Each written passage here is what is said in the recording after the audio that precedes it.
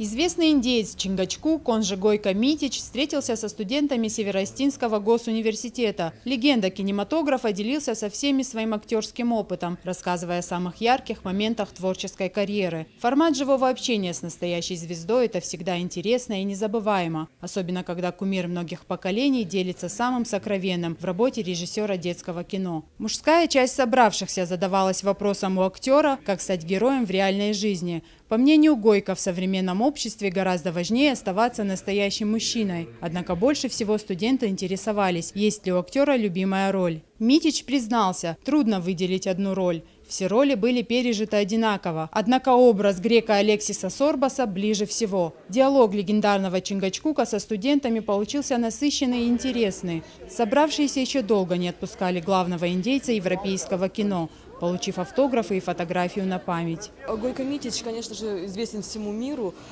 своим образом индейца, благородного, честного, мужественного.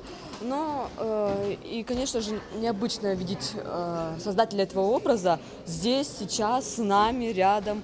И, конечно же, это невероятно, что такой человек рядом с нами стоит.